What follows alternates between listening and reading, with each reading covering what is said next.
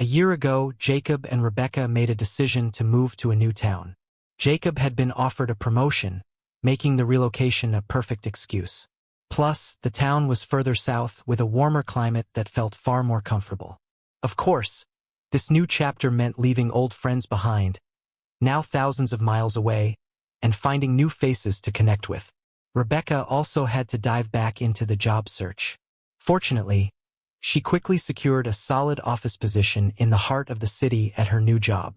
Rebecca formed friendships, including one with Chloe, a colleague who had been with the company almost since the very beginning. Chloe knew all the ins and outs, everything from office tips to the hidden challenges. Initially, getting Chloe's help was tough, but over time, they started chatting outside of work. Rebecca discovered that Chloe was an interesting person, and despite the common belief that making real friends as an adult is hard, they truly clicked. Chloe, who was 34 and unmarried, was very shy, especially around new men. Her nervousness often led her to blurt out strange, off-the-wall comments that guaranteed she wouldn't get a second date. She had had a few flings she considered serious, but for the men, it was mostly about casual fun, not long-term commitment. One evening during dinner, Rebecca mentioned that Chloe had been ghosted by yet another potential boyfriend and was hoping to meet up at a cafe. A cafe, huh? Jacob said with a sigh. Are you sure she didn't mean a bar? I've never been there, so I can't say, Rebecca answered softly. But you know Chloe, no drinking. Not this time, Rebecca assured him. Last time she came over with a bottle of wine after a breakup, she wouldn't stop whining for hours. The next day, Rebecca went to meet Chloe. But what she didn't know was that Chloe had been less than truthful. Instead of being dumped, she had grown tired of being single and decided to try something different: speed dating. A local group was hosting the event with tables arranged in a circle, each one with a female participant. The men would rotate around the circle, spending a minute at each table, and when the timer went off, they would move on to the next woman. At the end, everyone would choose who they wanted to continue talking to. Rebecca had no idea what she was walking into until she saw the setup. Chloe, you dragged me to a speed dating event, she whispered, shocked. Please don't be mad, Chloe begged. I really want to try it, but I was too scared to come alone. But I'm married, Rebecca pointed out, exasperated. You don't have to participate. Just sit and watch, Chloe urged. However, the organizers didn't allow spectators. To make matters worse, one of the female participants had canceled at the last minute. So they seated Rebecca at an empty table, not wanting to cause a scene or ruin the vibe for others. Rebecca agreed to sit there. She figured she could just tell every guy who sat down that she was happily married. Problem solved. The host explained the rules one more time, then turned on the music and signaled the beginning of the first round of many dates. The first few men rushed over, showering Rebecca with compliments. As soon as they saw her wedding ring, their interest quickly faded. A few college students joked that a married woman might be more fun, but for the most part, Rebecca just sat there awkwardly, counting down the minutes until it was over. Meanwhile, she noticed Chloe, who was clearly nervous, stumbling through each introduction. Finally, it was the last round. A tall, handsome man in his 40s slid into the seat across from Rebecca. He flashed a dazzling smile, making her pause for a moment. She didn't immediately show her ring. I noticed you the moment you walked in, he said in a smooth voice.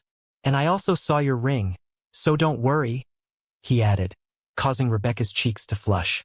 We're just chatting, right? That's not a crime. He chuckled and introduced himself as Ethan. Turned out he was married as well, according to him. His wife was completely fine with him attending these events, claiming it was a way to network for business purposes. Many of the women there were in complicated situations, pressed for time, so these speed dates provided a quick alternative for him. It was just a fast way to meet potential partners for various projects. Despite the brief interactions, Ethan made a strong impression. He was intelligent, charming, and undeniably good-looking, causing Rebecca to feel a pang of guilt for experiencing a spark with a stranger. It almost seemed like he sensed her inner conflict.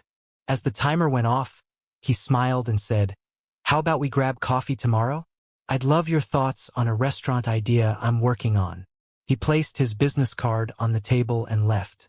When Rebecca returned home that evening, Jacob casually asked how things had gone. She gave a vague response, saying it was fine, choosing not to mention the speed dating event. There was no need to add stress to the situation when she hadn't done anything wrong. But as the night went on, she remained quiet, preoccupied with thoughts of the business card burning a hole in her pocket. Over the next week, Rebecca grew more distant, barely speaking. She started spending more time with Chloe after work, strolling through the city or grabbing coffee. Jacob found it odd that his wife and Chloe had become so inseparable, but he didn't think too much about it at first. That is until one day he saw Chloe walking hand in hand with a man in the park. Guess she's found someone new, Jacob thought, feeling relieved that maybe Chloe wouldn't drag Rebecca into her drama anymore. That evening, when Rebecca got home, Jacob casually asked, "So, how's Chloe holding up?" "Same old story," Rebecca sighed. "She spent hours crying on my shoulder." Jacob's jaw nearly dropped. He had just seen Chloe, and she wasn't crying. She was all smiles, walking with a new boyfriend. Something felt off, so he decided to keep an eye on Rebecca. The next time she said she was meeting Chloe a couple days later, Jacob managed to leave work early and waited near Rebecca's office. He watched as she walked out, heading straight for a dark-colored car in a parking lot. She climbed in, and the man behind the wheel kissed her and handed her a bouquet of roses. Jacob's blood boiled, but he held back, forcing himself not to confront them immediately. Instead, he followed them in his own car. They drove around town before eventually heading toward a hotel. That was it. Jacob stomped on the gas, caught up with them, and stormed over furious. He slapped Rebecca so hard that her head jerked back and then landed a punch on the man's jaw, sending him stumbling. "You traitor!" Jacob shouted at Rebecca. "Give me your keys. You're not stepping foot in my house again." Rebecca, shaking, fumbled through her purse and handed him the keys. She opened her mouth to speak, but he silenced her with a sharp wave of his hand. He noticed the man's wedding band, too. With one last glare, Jacob turned and walked back to his car. At home, Jacob began gathering Rebecca's clothes, tossing them into trash bags. As he yanked out a handful of her dresses, a small piece of paper fluttered to the floor. It was the same business card that Rebecca had pocketed that night. Curious, Jacob looked up the company online and saw the face of the so-called Ethan, his face now one that Jacob despised. His next move was calculated.